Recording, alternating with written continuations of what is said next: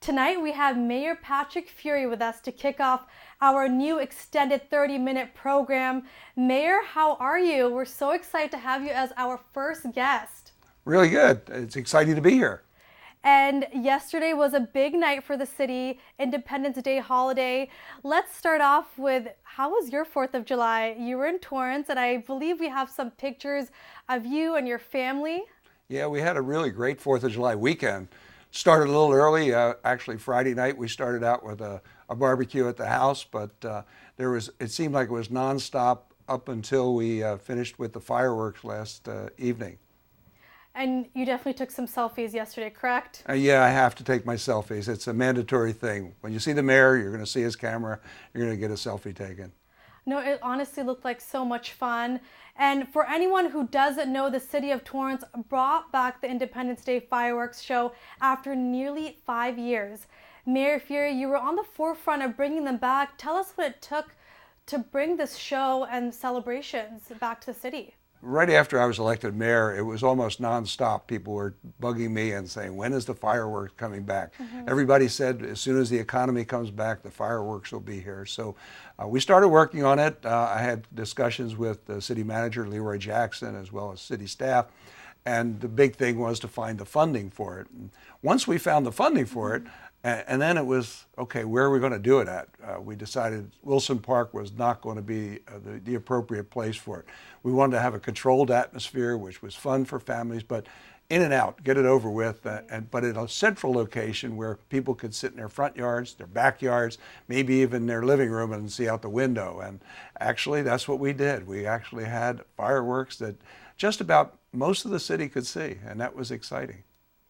And why was it such an important initiative for you to, after so many years, listen to the community and all of the supporters? Well, this year was the 240th anniversary of the signing of the Declaration of Independence in 1776.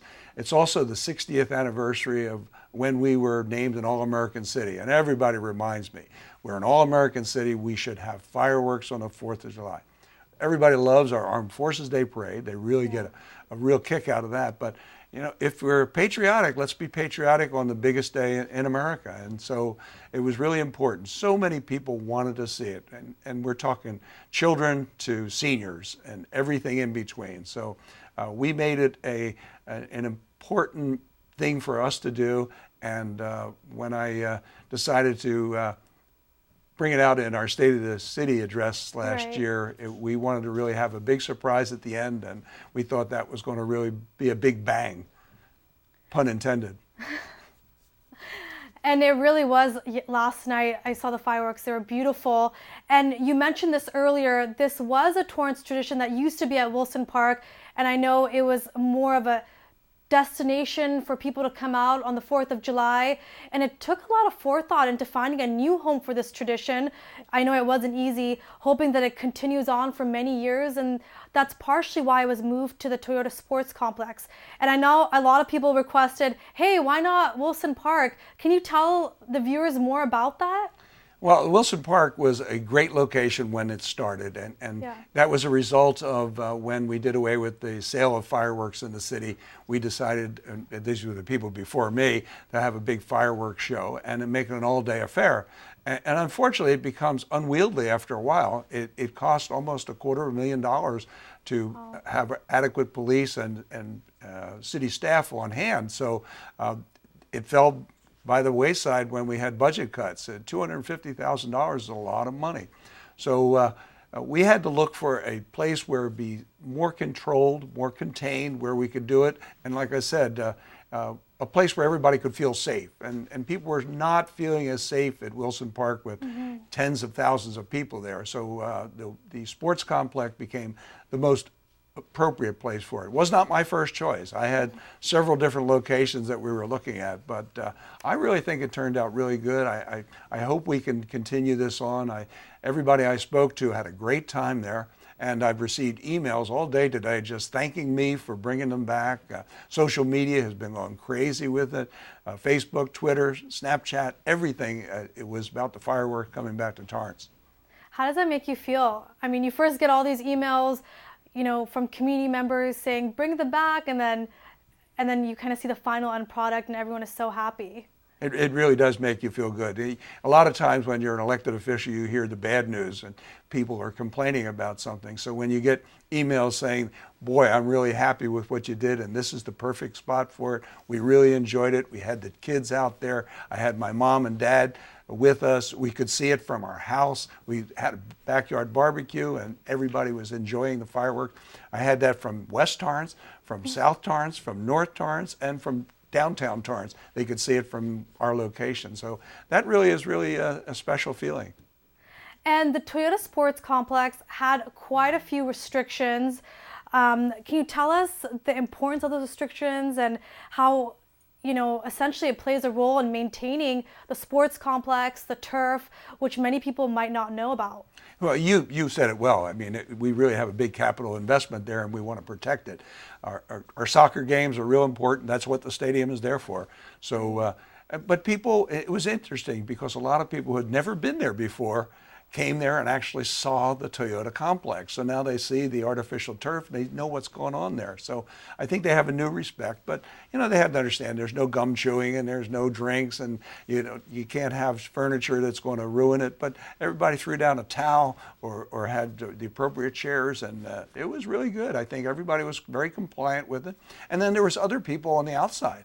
I mean, people were lined up and down Madrona, they were up and down Torrance Boulevard. There were 500 people estimated at the top of the parking lot at Del Amo Fashion Center watching it from there. So people are very inventive of where they want to go, if they want to go by those rules, and that was very family friendly. And other places they could do it at their home in a party or like I said, at Del Amo Fashion Center on a parking lot. I know, it goes to show that, I mean, the city gave away 2,000 free tickets and all of those were taken up within a week. Yeah. So I think it goes to show just how important it is to the community. And I remember last year during the State of the City address, you surprised everyone with this big announcement, and there was a lot of support or resistance, or how did you feel after you made that announcement? Oh, there was great support. I think the audience that day was screaming out loud, and then afterwards, that's all we heard was really good things about bringing back the fireworks. Like I said, everybody wanted it, so that's why we delivered it. I look forward to maybe coming up with another surprise this year at the State of the City. That will be very exciting. I know it's always so great to watch the address and you have that surprise. It's really exciting. And looking ahead, we're going to kind of change gears a little bit because I know this is really important to everyone and I'm sure it's very exciting to you. Looking ahead to next week, new elected council members will be sworn in, and you've worked closely with some of the elected council members. Give us some insight on what this will bring to the city. What does this mean for you as the mayor? Well, it's really interesting because we have two of our members who are re-elected, and then we have a brand new member, Milton Herring, who is not served on the council yet. So he brings an awful lot to it with his experience, his military experience, as well as his experience in being a reverend. And I think that really is going to add an awful lot to the council. And they're going to hit the ground running.